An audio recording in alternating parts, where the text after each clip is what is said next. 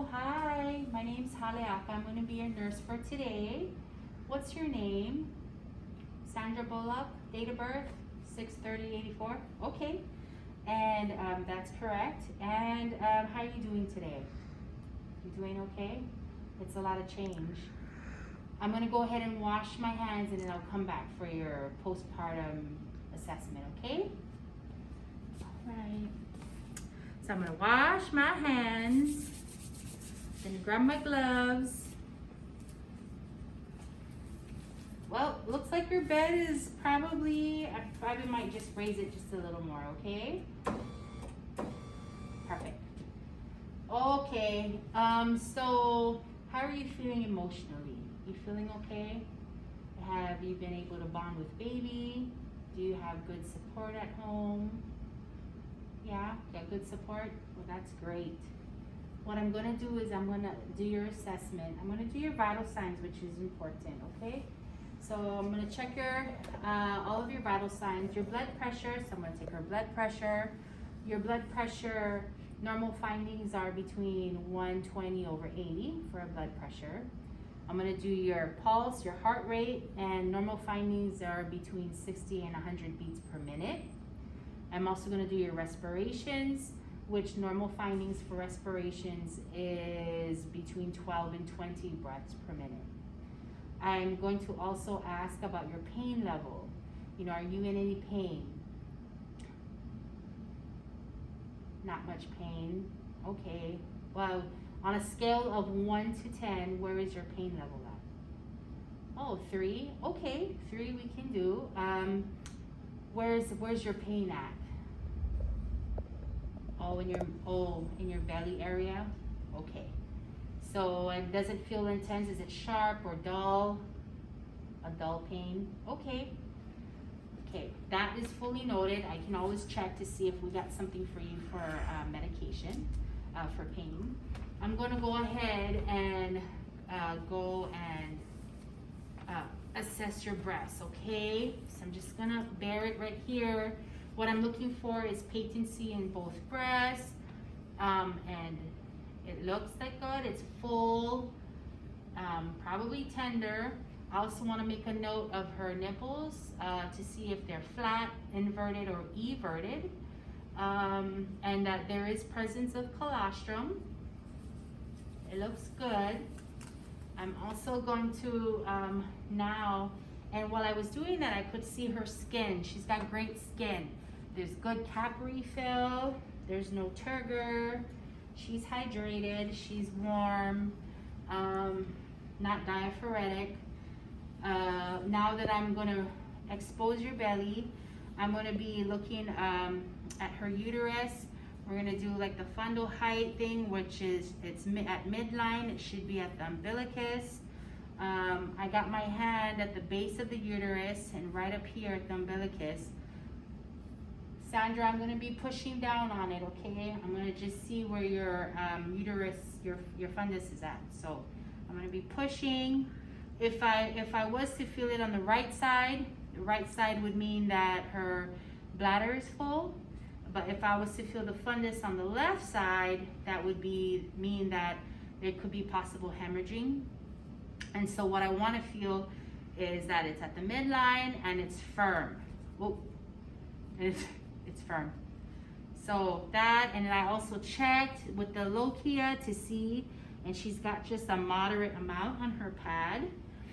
Since I'm here and she's also a C-section patient, I'm also going to be listening to her bowel sounds. So I would be listening with my stethoscope in the 4 quadrants, making sure that bowel sounds are present. Now that I'm going to come down here, I want to make sure that her incision, her abdominal incision, is like the dressing is dry, intact. If there was any drainage, I would take my pen and mark the area to keep watch and to monitor. But the dressing looks fine. I'm also going to check for any bleeding, and bleeding is moderate. If she had an episiotomy, I would also check to make sure that the incision is okay. There's no swelling, there's no redness, there's no drainage. Everything looks good. her pain level is a 3. So now I'm gonna go ahead and I would turn her to her side because I want to check her back side and also to check to see if she had hemorrhoids. So I could also do that. Oh, she's kind of heavy, but I would totally turn her on her side so that I could check to see if hemorrhoids were there. And now that I'm done with that, I'm gonna go ahead and come and check her lower legs. I'll be looking at like her legs to like check her pedal pulses, and they're both equally bilateral. I'm also gonna check for like the Homans, you know, and feel, see if there's any pain. Is there any pain? No pain. I'm gonna do that, repeat that on both sides. Feel any pain? No pain. And then up here, I'm gonna go ahead and check for the clonus. Relax, and then push. Any pain? Relax, push. Any pain? No pain. I'm gonna also check for the DTRs. So it'd be like pluck, and then check that side. We'll be over here to pluck, up that side. The swelling in her legs looks okay. I mean, it's like a trace edema, no redness. It's not warm to the touch.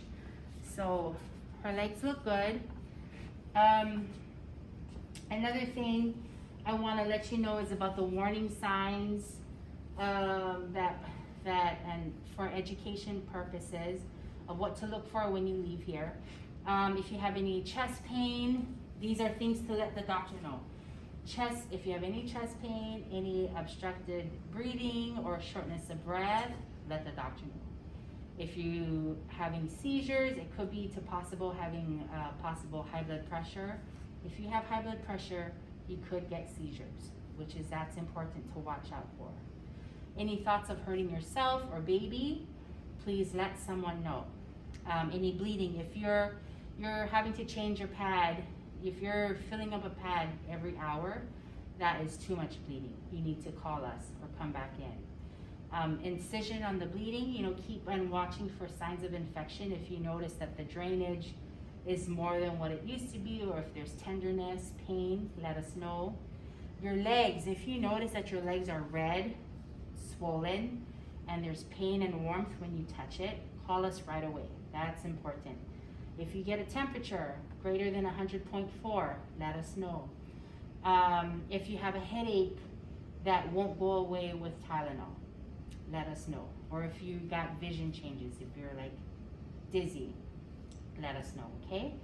One of the educational discharge talks I gotta give you is about cesarean C-section education for moms who have C-section, and you're one of them. So usually 3 hours after the surgery, we try to get you to, move around, drink fluids, eat food. We try to encourage you to breastfeed because that's important for you and baby to bond and get to know each other. Also, for these next few weeks, you'll feel light cramping, like incisional pain, vaginal discharge. You're gonna have all of those sores, especially around your incisional site. And you'll feel better. A majority of women say they feel better at about 6 weeks postpartum, but the numbness around the incisional site has been known to have aches and pains for like several months after birthing. Also, again, I stress the importance. If you have a temperature greater than 100.4, again, let the doctor know right away, okay?